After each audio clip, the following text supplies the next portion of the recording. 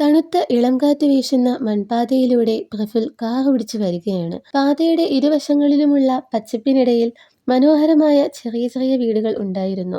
ചെമ്പരത്തി കമ്പുകൾ കൊണ്ട് വേലികെട്ടിയുണ്ടാക്കിയ മുറ്റമുള്ള ഒരു വീടിനു മുന്നിൽ പ്രഫുൽ കാർ നിർത്തി. ആ മുറ്റത്ത് വന്നിറങ്ങിയപ്പോൾ എന്തോ ആശ്വാസം അവനിൽ അനുഭവപ്പെട്ടു.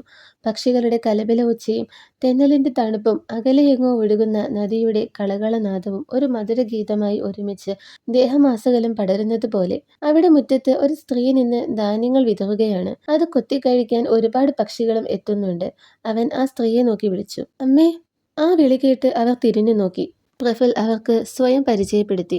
എന്നിട്ട് ചോദിച്ചു, "ഇവിടെ പ്രേംപുരിയിലല്ലേ പുതുതായിട്ട് ഒരു വീടിന്റെ പണി കഴിഞ്ഞ് അവിടെ താമസിക്കാൻ ഒരു ചേച്ചിയും അനിയനും വന്നത്? ആ വീട് എവിടെയെന്നറിയോ?" "ആ പെണ്ണിന്റെ പേര് അലീന, അനിയന്റെ പേര് അസാഫ്, അച്ചുവെന്ന് വിളിക്കുന്നത്." അവൻ പറഞ്ഞു നിർത്തിയപ്പോൾ ആ സ്ത്രീ അകത്തേക്ക് നോക്കി തന്റെ മകളെ വിളിച്ചു. പുറത്തേക്ക് ഓടി വന്ന പെൺകുട്ടിയെ കണ്ട് പ്രഫുൽ ആശ്ചര്യപ്പെട്ടു. സാനിയ. സാനിയായിരുന്നു അത്. ഈ പുതിയ അതിഥിയെ കണ്ട് അവളും ഞെട്ടി. "ചേട്ടനായിരുന്നോ?"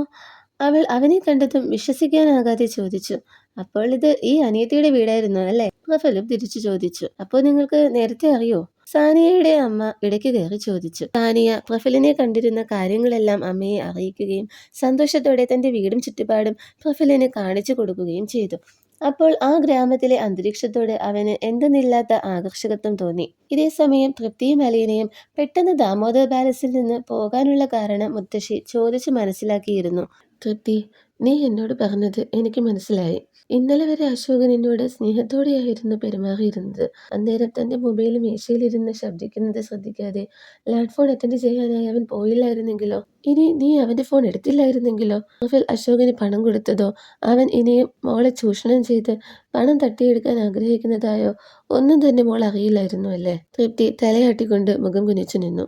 മുത്തശ്ശി അവളെ സ്നേഹത്തോടെ തലോടിക്കൊണ്ട് പറഞ്ഞു, "മോളെ, ജീവിതത്തിൽ നീ എന്തുമാത്രം സഹിച്ചുവെന്ന് എനിക്കറിയാം. നീ വേണമെങ്കിൽ ഇനിയും സഹിക്കുമെന്നും എനിക്കറിയാം. നിനക്ക് പറയാനുള്ളതും ചോദിക്കാനുള്ളതും എന്തുതന്നെയായാലും നീ അത് അവനോട് ചോദിക്കുക, അശോകനോട്. ആ ഓരോ ചോദ്യത്തിനും കൃത്യവും വ്യക്തവുമായ ഉത്തരം തരേണ്ടത് അവന്റെ കടമയാണ്. അവൻ അത് തന്നേ മതിയാകൂ." ഇത്രയും പറഞ്ഞു നിർത്തിയിട്ട് സ്നേഹം നിറഞ്ഞ മുഖത്തോടെ ഹൃദയത്തിന്റെ ഭാഷയിൽ അവർ പറഞ്ഞു, "മോളെ തൃപ്തി, ഈ ജീവിതത്തിൽ മരണം വരെ തുടർന്നു പോകേണ്ട ചിലതുണ്ട്. വിവാഹം അതിൽപ്പെട്ടതാണ് മോളെ. നിന്റെ ജീവിതത്തിൽ അശോക് എന്ന അധ്യായവും തൃശോക എന്ന നാമവും അങ്ങനെ അകാലത്തിൽ ശമിക്കേണ്ട ഒന്നല്ല." മുത്തശ്ശി ഇത്രയും പറഞ്ഞപ്പോഴേക്കും തൃപ്തി തിരികെ പോവാൻ തയ്യാറായി.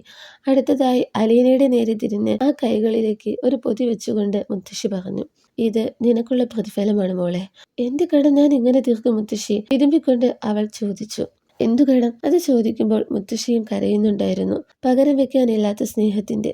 ആ വാക്കുകളിൽ അവളുടെ കണ്ണുകൾ നിറഞ്ഞൊഴുകാൻ തുടങ്ങി. "നീ ദാമോദർ പാലസിലേക്ക് വരണം മോളെ. പ്രഫുൽ വെല്ലുവിളിച്ച റോബോട്ടിനെ വാങ്ങിയിട്ടേ നീ അവിടെ നിന്ന് പോകാവൂ.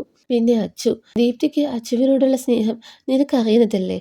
കാവ്യയും അച്ചുവും ഒരുമിച്ച് തന്നെ നാളെ സ്കൂളിൽ പോകണം. മനസ്സിലായോ?" മുത്തശ്ശി ചോദിച്ചു. അലീന അതേ എന്ന് തലയാട്ടി. "ചേട്ടനൊരു കാര്യം അറിയോ? ഈ ഗ്രാമത്തിൽ വന്ന ശേഷം അലീന ചേച്ചിയെ ഞാൻ ആദ്യം പരിചയപ്പെട്ടത്. തൃപ്തി ചേച്ചി അധികം സംസാരിക്കത്തൊന്നുമില്ല. പക്ഷെ അലീന ചേച്ചി ഒരുപാട് സംസാരിക്കും." സാനിയ പ്രഫുലിന്റെ കൂടെ നടന്ന് പറഞ്ഞുകൊണ്ടേയിരുന്നു. "എന്നെ എന്തെങ്കിലും പറയാൻ അനുവദിക്കുമോ?" പ്രഫുൽ ഇടയ്ക്ക് കയറി. "എന്നാ പിന്നെ ചേട്ടൻ പറയേ." എന്നായി അവൾ.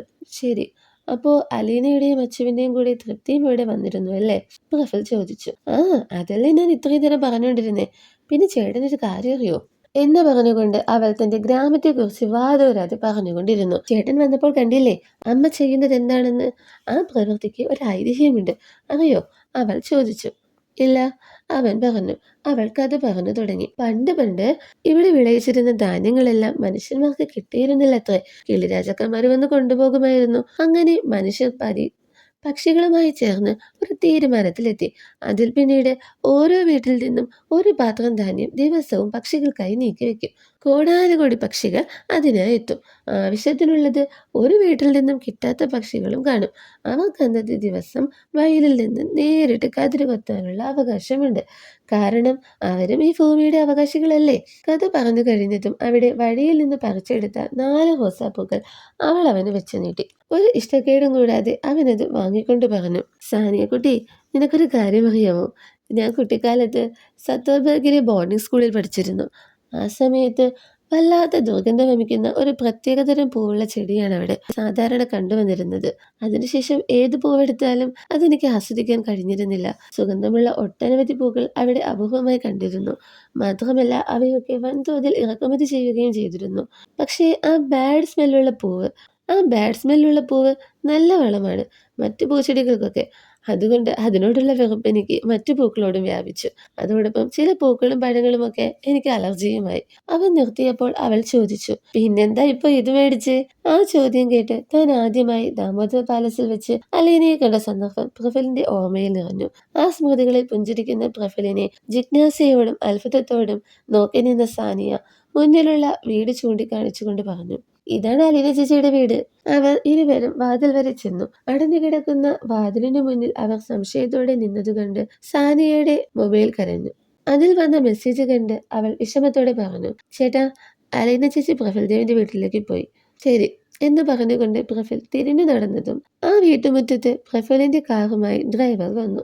അവൻ വാതിൽ തുറന്ന് കയറാനൊരുങ്ങിയതും സാനിയ വിളിച്ചു ചോദിച്ചു, അല്ല, ചേട്ടന്റെ പേരെന്താ? പ്രഫൽ ദേവ് ദാമോദർ. അത് കേട്ട് അവനെ വിസ്മയത്തോടെ നോക്കി നിന്ന അവളുടെ മുന്നിലൂടെ പ്രൗഢിയേറിയ വാഹനത്തിൽ കയറി അവൻ കടന്നുപോയി. നേരം രാത്രിയായി. ദാമോദർ പാലസിന് പിന്നിലുള്ള ദാമോദർ ഗസ്റ്റ് ഹൗസിലേക്ക് പ്രഫൽ കടന്നു വന്നു. രാകേഷ് അദ്ദേഹത്തെ ഒരു മുറിയിലേക്ക് കൂട്ടിക്കൊണ്ടുപോയി. ഇരുട്ട് നിറഞ്ഞ ആ മുറിയിൽ തൂണിനോട് ചേർന്ന് ഒരു കറുത്ത രൂപം നിൽക്കുന്നതായി പ്രഫലിന് തോന്നി. രാകേഷ് ലൈറ്റ് ഇട്ടു. മുറിയിൽ പടർന്ന ഓറഞ്ച് വെളിച്ചത്തിൽ തൂണിൽ കെട്ടിയിട്ട് നിർത്തിയിരിക്കുന്ന അനുപമയെ പ്രഫൽ കണ്ടു. അവൻ രാകേഷിന് സൂചന കൊടുത്ത പ്രകാരം രാകേഷ് ആ കെട്ടഴിച്ചു വിട്ടു. അവൾ പ്രഫലിനെ പുച്ഛത്തോടെ നോക്കി. എന്താ, സാക്ഷാൽ പ്രഫൽദേവ് ദാമോദറും ഈ അനുപമയുടെ മുന്നിൽ മുട്ടുമടക്കിയോ? ഈ പ്രഫൽദേവ് ദാമോദർ അങ്ങനെ ആരുടെ മുന്നിലും മുട്ടുമടക്കാറില്ല. അവനും വിട്ടുകൊടുത്തില്ല. എന്നാ ശരി, എന്നെ ഇതിനെ ഇവിടെ കൊണ്ടുവന്നെന്ന് പറ. അവൾ ഒന്നും അറിയാത്ത പോലെ കോപത്തോടെയും പുച്ഛത്തോടെയും ചോദിച്ചു. അപ്പോ നിനക്കൊന്നും അറിയില്ലേ എന്ന് ചോദിച്ചുകൊണ്ട് അനുപമയുടെ പ്രവൃത്തികളെ പറ്റിയുള്ള ദൃശ്യങ്ങൾ പ്രഫുൽ കാണിച്ചു കൊടുത്തു. അത് കണ്ട് പുച്ഛത്തോടെയും വെറുപ്പോടെയും അവൾ ചോദിച്ചു, ആ സാരി കൊണ്ട് മുഖം മറച്ച പെണ്ണ് ഞാനാണെന്നാണോ നിങ്ങൾ പറഞ്ഞു വരുന്നത്? ആ ചോദ്യത്തിൽ നിറഞ്ഞു നിന്നിരുന്നത് അവളുടെ അഹങ്കാരം തന്നെയായിരുന്നു. അതിനെ ശമിപ്പിക്കാനെന്നോണം പ്രഫുൽ അത് അടുത്ത് കാണുന്ന വിധം സ്ക്രീൻ വലുതാക്കി. കണ്ണാടി പോലെ കാണാൻ കഴിയുന്ന അടുക്കളയുടെ സ്ലാബിലൂടെ അവളുടെ മുഖം കാണാനായി. അത് കണ്ട് അവളുടെ കണ്ണുകൾ ഭയം കൊണ്ട് തള്ളി വന്നു. ഇരച്ചു വരുന്ന കോപത്തോടെ അവൾ അവനെ നോക്കി അലറി, ആ അതെ, ഞാൻ തന്നെ. നിങ്ങൾ ദാമോദർസ് എൻ്റെ ശത്രുക്കളായിരിക്കുന്ന കാലത്തോളം നിങ്ങളെ നശിപ്പിക്കുക എന്നത് മാത്രമായിരിക്കും എൻ്റെ ലക്ഷ്യം. ഇതൊരു തുടക്കം മാത്രമാണ് പ്രഫുൽ. കളി ഇനി കാണാനിരിക്കുന്നതേ ഉള്ളൂ. ഇതിൻ്റെ വെല്ലുവിളിയായി കൂട്ടിക്കോ. ദാമോദർമാരുടെ പരമ്പര തന്നെ ഇല്ലാതാക്കിയിരിക്കും ഈ അനുപമ പരമേശ്വർ. ഇല്ല അനുപമ, ദീപ്തിയേടതിയുടെ ജീവിതത്തിൽ പ്രശ്നങ്ങൾ ഉണ്ടാക്കാമെന്നോ കാവ്യയെ പിടിച്ചു വെക്കാമെന്നോ സുരേഷ് ഏട്ടനെ വശീകരിക്കാമെന്നോ പോലും നീ കരുതണ്ട. പിന്നല്ലേ ഞങ്ങളെ ഒന്നടങ്കം നശിപ്പിക്കുന്നത് എന്ന വെല്ലുവിളിയുടെ സ്വരമുയർത്തിക്കൊണ്ട് പുറത്തേക്കുള്ള വാതിലിന് നേരെ നോക്കി പ്രഫുൽ പറഞ്ഞു, ഇൻസ്പെക്ടർ, അറസ്റ്റ് ഹർ. അത് കേട്ട് അനുപമ ഞെട്ടിത്തിരിഞ്ഞ് നോക്കേണ്ട താമസം. 2 വനിതാ പോലീസുകാർ വന്ന് അവളുടെ കയ്യിൽ വിലങ്ങ് വെച്ചുകൊണ്ട് അവളുടെ ഇരുവശത്തുമായി നിന്നു. ഇൻസ്പെക്ടർ പ്രഫുലിൽ നിന്ന് തെളിവ് ഏറ്റുവാങ്ങിക്കൊണ്ട് പറഞ്ഞു, don't worry mister Praful Dev Damodar, ഇവരുടെ കാര്യം ഞങ്ങൾ നോക്കിക്കൊള്ളാം. ഇത് കേട്ട് സടകുടം എഴുന്നേറ്റ സിംഹത്തെ പോലെ അലറിക്കൊണ്ട് മുന്നോട്ട് വന്ന അനുപമ കോപം കൊണ്ട് തിളയ്ക്കുന്ന കണ്ണുകളിൽ പ്രതികാരം നിറച്ചുകൊണ്ട് പ്രഫുലിനെ ചൂണ്ടി പറഞ്ഞു, നിങ്ങൾക്ക് ഇന്നലെ തടവിൽ വെക്കാം, നാളെ എന്നെ തടവിൽ വെക്കാം, പക്ഷെ എന്നേക്കുമായിട്ടല്ല. ദാമോദർ കുടുംബത്തിൽ പ്രശ്നങ്ങൾ വല്ലതും ബാക്കി നിൽക്കുന്നുണ്ടെങ്കിൽ എല്ലാം പരിഹരിച്ചു വെച്ചേക്ക്. കാരണം ഈ അനുപമ പരമേശ്വർ പുറത്തിറങ്ങി കഴിഞ്ഞാൽ പിന്നെ നിങ്ങൾ എന്തെല്ലാം പ്രശ്നങ്ങളാണ് നേരിടാൻ പോകുന്നതെന്ന് നിങ്ങൾക്ക് ഊഹിക്കാൻ പോലും കഴിയില്ല. എൻ്റെ കുടുംബത്തിന് നേരെ ഒരു ചെറു വിരലനക്കാൻ നിനക്ക് കഴിയില്ല, പ്രഫുൽ വെല്ലുവിളിയുടെ സ്വരത്തിൽ പറഞ്ഞു. എന്തുകൊണ്ട് കഴിയില്ല? കാരണം ഞാൻ അനുപമയാണ്, അല്ലാതെ അനുപമ സുരേഷ് ദാമോദരല്ലല്ലോ. പുച്ഛത്തോടെയുള്ള പുഞ്ചിരിയോടെ പ്രഫുൽ ഒരു മറുചോദ്യം തൊടുത്തുവിട്ടു. അത് കേട്ട അനുപമ ഒരു ഭ്രാന്തിയെ പോലെ അലറി. പോലീസുകാർ അവളെയും കൊണ്ടുപോയി.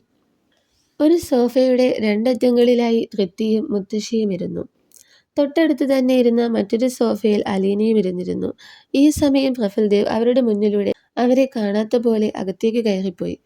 ഞാനിപ്പോൾ വരാം എന്ന് പറഞ്ഞുകൊണ്ട് അലീനയും പ്രഫുലിന്റെ പിന്നാലെ പോയി. മുത്തശ്ശി, എനിക്കിനി പറ്റില്ല. എനിക്കിനി മരിക്കണം. അത് മാത്രമേ ഉള്ളൂ ഇനി അനുഭവിക്കാൻ. എല്ലാ വിഷമങ്ങളും എന്താ എന്നെ തേടി വരുന്നത്? ലോകത്തുള്ള എല്ലാ ദുഃഖവും ഞാൻ അനുഭവിച്ചില്ലേ? എനിക്കിനി ആരെയും സ്നേഹിക്കാനും കഴിയില്ല. എന്നെ സ്നേഹിക്കാൻ പഠിപ്പിച്ചത് എൻ്റെ അമ്മയാ. അമ്മ കഴിഞ്ഞാൽ അമ്മയെപ്പോലെ ഞാൻ അവസാനമായി സ്നേഹിച്ചത് അശോകിൻ്റെ അമ്മയെയാ. പക്ഷേ എല്ലാവരും ആർക്കും എന്നെ ഇഷ്ടമില്ല എന്ന് പരാതിപ്പെട്ടുകൊണ്ട് തൃപ്തി ഏങ്ങി ഏങ്ങി കരയാൻ തുടങ്ങി. ആ ഹാളിൻ്റെ ഒരു വശത്തു നിന്ന് ഇതെല്ലാം കേട്ടുകൊണ്ട് അശോകിൻ്റെ കണ്ണു നിറഞ്ഞിരുന്നു. തൃപ്തിയെ സമാധാനിപ്പിച്ചുകൊണ്ട് മുത്തശ്ശി അവളുടെ അടുത്തേക്ക് നീങ്ങിയിരുന്നതും അവൾ ആ സോഫയിൽ നിന്നും എഴുന്നേറ്റു. അശോകും മുത്തശ്ശിയും അവളെ തന്നെ നോക്കി നിന്നു. ഇനി ആരോടും യാത്ര ചോദിക്കുന്നില്ല. ഞാൻ മരിക്കാനും പോണില്ല. ഞാൻ എൻ്റെ യാത്ര തുടങ്ങുക. എൻ്റെ ഗ്രാമത്തിലേക്ക്, പാവപ്പെട്ട അമ്മമാരെ ചികിത്സിക്കാൻ. സ്വന്തം ആത്മാവിനോടെന്ന പോലെ ഇങ്ങനെ പറഞ്ഞുകൊണ്ട് അവൾ വിദൂരതയിലേക്ക് നടന്നകന്നു. മുകളിലേക്ക് പോകുന്ന ഗോവണിയിൽ നിന്നുകൊണ്ട് തനിക്ക് സമീപം നിൽക്കുന്ന പ്രഫുൽദേവിനെ അലീന ഒന്ന് നോക്കി. അവൻ അവളെ നോക്കി സമ്മതപൂർവ്വം തലയാട്ടി. അതുകണ്ട് സംതൃപ്തിയോടെ തലയാട്ടിക്കൊണ്ട് താഴേക്ക് പടികളിറങ്ങാൻ തുടങ്ങിയ അവളുടെ പാദങ്ങൾ പൊടുന്നിനെ വഴുതി വീഴാൻ പോയി. ആ നിമിഷം അവൻ്റെ കൈകൾ അവൾക്ക് താങ്ങായി. അവൾ വീണില്ല.